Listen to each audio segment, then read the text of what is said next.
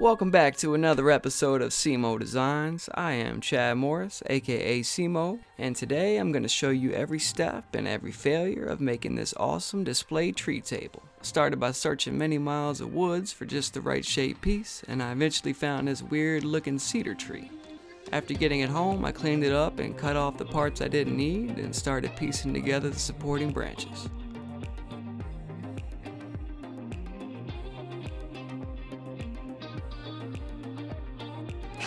I just continued screwing and bolting together more and more while trying my best to find a good flow to the branches and shaping the angles to fit as snug as possible.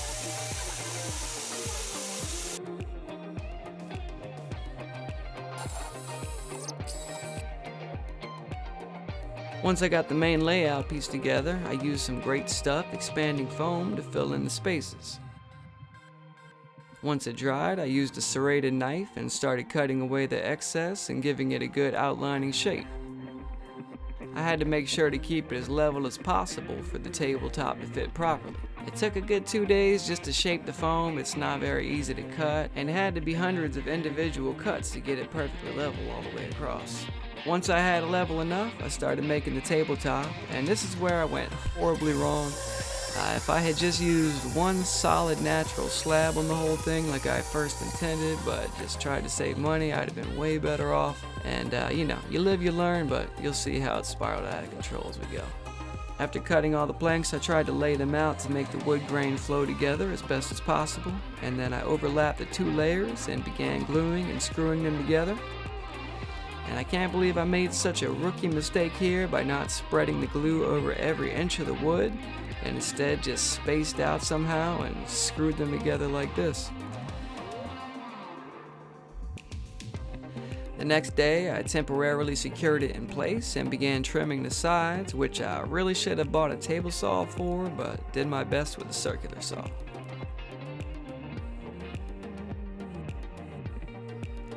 There's always a lot of cleanup to do when you have a small workshop, so I put my shop vac through hell on this project. Next, I had to come up with a way to secure the table to the tree and help stabilize it. Best I could come up with was using strong 90-degree metal brackets and bending the bottom around the curve of the tree. I had to cut some grooves out to hide them within the table first, so I traced them and drilled some starter holes for my router. After screwing the brackets in place, I wanted to cover them with PC woody epoxy paste, which forms a very solid and durable hold when it dries. It can be kind of difficult to spread because it's crazy tacky, but it's definitely worth it if you have the patience. Be sure to wear clothes you don't mind ruining too, because it's easy to spread it everywhere if you're not careful. After covering the bottom half of the brackets, I filled in the remaining gaps with the expanding foam and added more around the various branches which I thought needed more shape.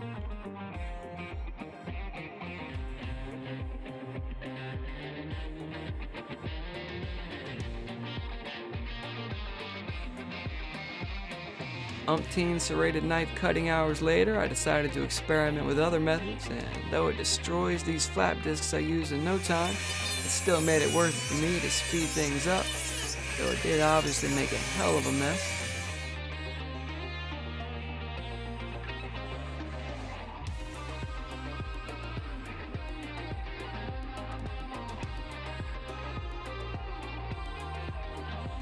With the foam carved and sanded to my liking, I wanted to make it all extra durable to ensure this piece would be truly sturdy and stand the test of time. So despite this PC woody epoxy stuff being costly, I covered every inch of the foam with it, as well as spreading it around the tabletop, making a smooth transition so that it looked like one piece altogether. You can use rubbing alcohol or acetone to help make the paste less tacky and more smooth as it dries. And this can save you a ton of time on sanding, though it does take a lot of work and you only have about 30 minutes before it's too hard to work with.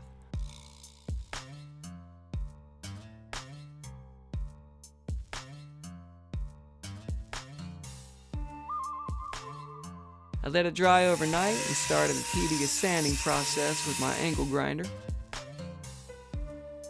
Pretty much every step took several hours, considering this is by far my most time-consuming piece ever, I need to move through these steps very quickly, so sorry if it's just too fast-paced.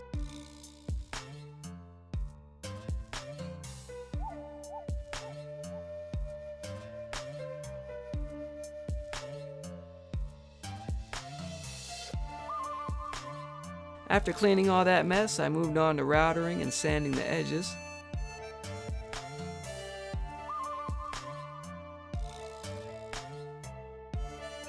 I used some wood filler to cover and hide all the screw heads.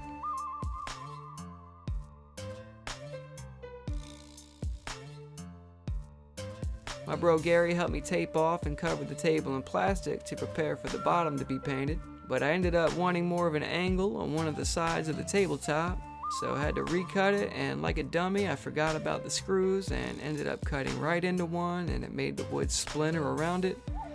Luckily I was able to make just another cut about a ½ inch further down, and it worked out.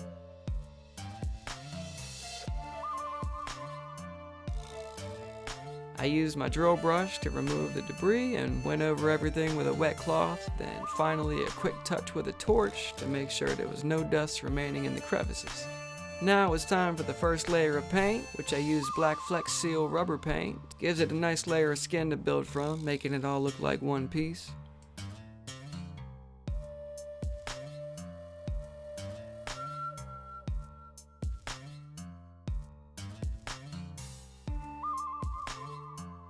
About 4 cans, 2 coats, and a few days later I started adding this textured stone paint, which I chose because it would help further hide any connections or imperfections, but I quickly realized I should have used white Flex Seal instead of black, so instead I used a gray primer over everything and then added the stone paint. After a few days of it curing, I sealed everything with a hard lacquer, but ended up being a waste considering I ended up adding more branches and details later on.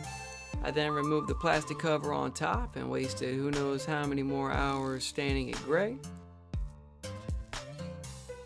I kept getting these weird streak marks, and after several coats and sanding in between, I ultimately decided it would look better black anyways.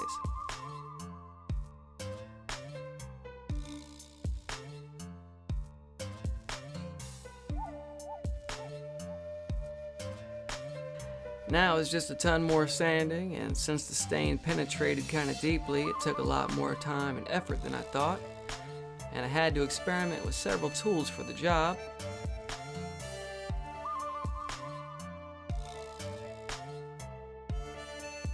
Once I got that done, we put up a little makeshift anti-dust room and went to town staining it black. Though it did turn out pretty decent, unfortunately I had created a subfolder with all the close-ups of my mistakes and somehow managed to delete it. Sucks. But the problem here was that the lines where the plywood met, since I didn't put enough glue down in between, it created a tiny gap, and that just drove me crazy trying to fix. You can kind of see it in some clips, but it doesn't show how bad it really was.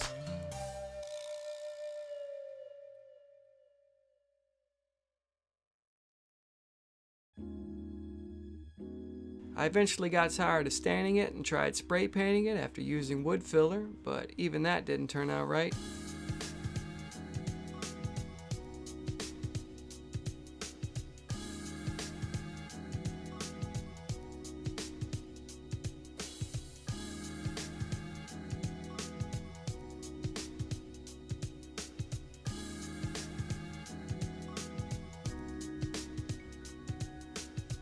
There's always so much cleanup and vacuuming every inch in between coats to make sure no dust or debris fall on the table, but of course it always seems to happen anyways. I finally decided I was going to build an anti-dust room just for painting, and we came up with a simple layout and plan and got to it.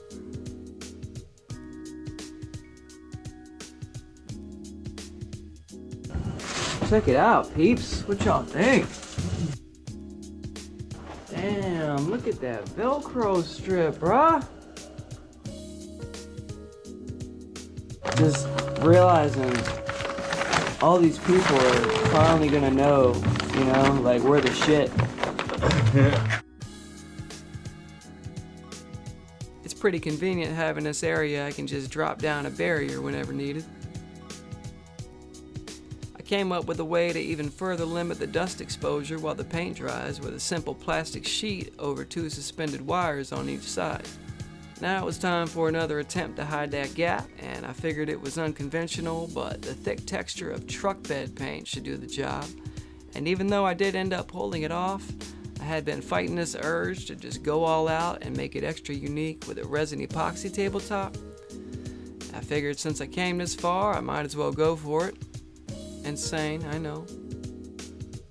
I started building a frame for the resin and covered the wood in tuck tape meant for resin projects, and I actually built the frame directly into the table since I could just repair and hide the screw holes when I did the final paint job. I noticed this wood seemed to be fighting a bit of bowing, so should have used 2x4s because they just were not thick enough and did warp as the days passed. After getting everything prepped, leveled, and secured after a shit ton of work, I was finally ready to mix up the resin, and I added some acrylic paint and metallic mica powders. It's hard to know just how much resin I would have needed because spaces on the sides were kind of hard to see. I ended up not having enough to finish on the first round.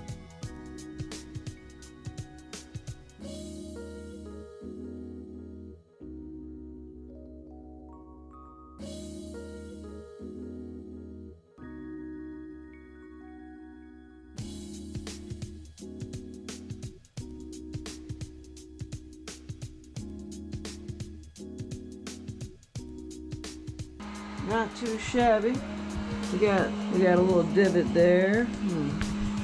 A little bit of dust here and there, but hopefully the second level or layer will fix it all. Got my ghetto little razor table I had to build for this. Little leveling table because the shed is so horribly unlevel. And my little frame here, got it nice and sealed so no epoxy can pour out. And these are just to help space it out.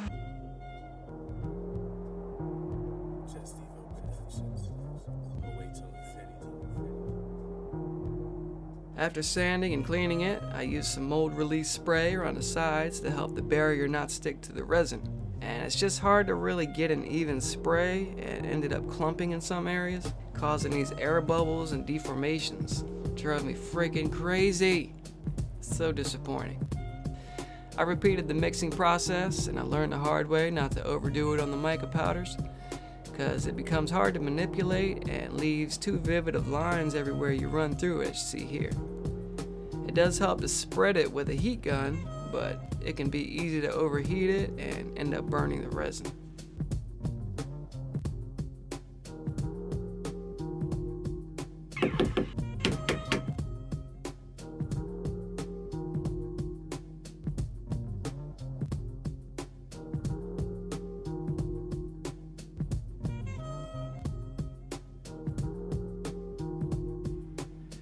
I tried to sand away all the bubbles from the mold release air.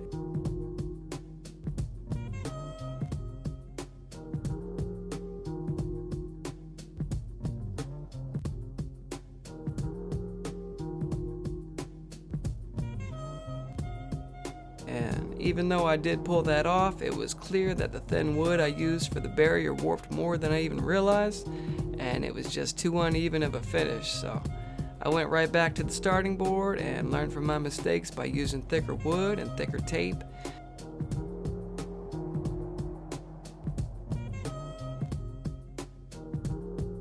With the resin table finally out of the way, I moved it outside and found a stump that would fit the base to add more stabilization.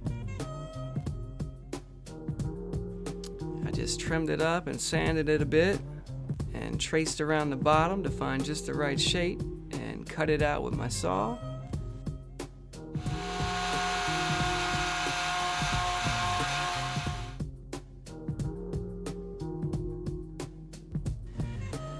Once I got it cut just right, I put it in place, made sure it fit, then used some wood finish to properly seal it first, then filled it with wood glue and used more PC woody epoxy paste to link it together.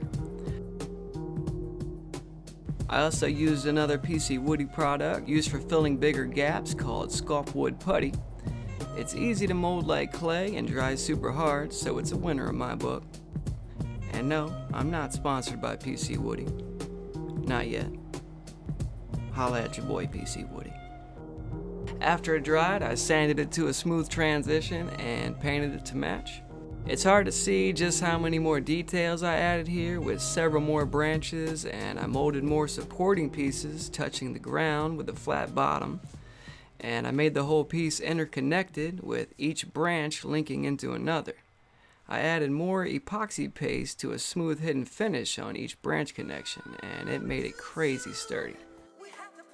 After that, I repainted everything with several coats and several sealing coats of Krylon matte acrylic sealer as well.